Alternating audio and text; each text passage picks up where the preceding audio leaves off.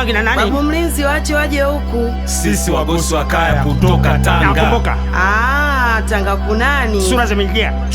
Mnajua wengi mnakosea mnapochukua hii mikopo, hamwipeleki kwenye engo aishi iliyopo. Mwisho wake madeni hata simu hampokei. Mnapoitwa hamtokei, huu ni ukweli siwafokei. Ulipochukua mkopo na kumficha mke wako, ukaweka zamana nyumba na hilo shamba lako, hata unavyotembea blaza, huo sio mwendo wako. Yani uzabadika kuwa kaa wenzako. Benki imekupa mkopo tena wenye iba nafuu. Fanya biashara, zungusha upate faida cha juu. Marejesho kwa wakati, utajenga uaminifu, sio kuvimba kichwa. Deni langu imilifu. Utaitesa familia kwa uzembe unaojitakia. Mikopo imewainua wengi walioizingatia, hata watumishi wa umma wenyewe inawasaidia. Ukirejesha kwa wakati, wengine inawapatia.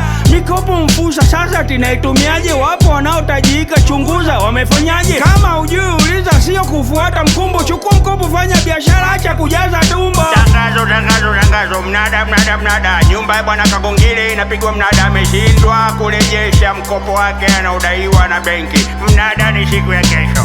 Mlango wa dharura. Tunataka mkopo ili tufanye biashara, marejesho kwa wakati, hatutawakera. Bidii na nidhamu, nguzo ya mtafutaji, sio washamba wa mikwanja, tunakuza mitaji. Mlango wa dharura.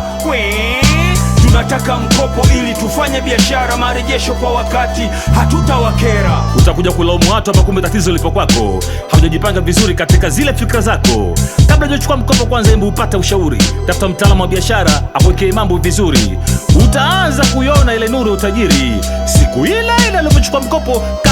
Kama mimi jioni hivi nikakuona huko na Mwanaisha, nikajua rafiki yangu hapa tayari kashaisha.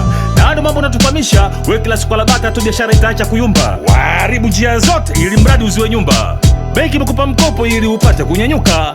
Wapia starehe tu waendekeza mambo ya ufuska, wajeke mazingira fulani hivi ya kuja kufilisika. Kwanza kaa kwenye mstari, utaona biashara inanyoka. Na hela usipoheshimu inakataa kukustiri, utashindwa kuhimili mikakati ya kufika mbali. Wakina mama uswahilini wachukua mkopo wakafanya biashara, mama ntilie, watafute vibinti kidogo ajira wapatie. Ghafla mawazo mabadilika, wanda kuchukua madera.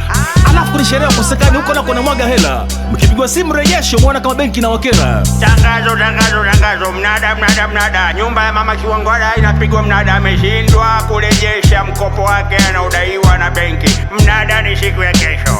Mlango wa dharura. Tunataka mkopo ili tufanye biashara, marejesho kwa wakati, hatutawakera. Bidii na nidhamu, nguzo ya mtafutaji, sio washamba wa mikwanja, tunakuza mitaji. Mlango wa dharura. Tunataka mkopo ili tufanye biashara, marejesho kwa wakati, hatutawakera. Mlango wa dharura. Tunataka mkopo ili tufanye biashara, marejesho kwa wakati, hatutawakera. Bidii na nidhamu, nguzo ya mtafutaji, sio washamba wa mikwanja, tunakuza mitaji. Huu ni mlango wa dharura. Kama vipi, njoo tukae mezani tuongee. Atakisikia tangazo ile mwambie na mwingine.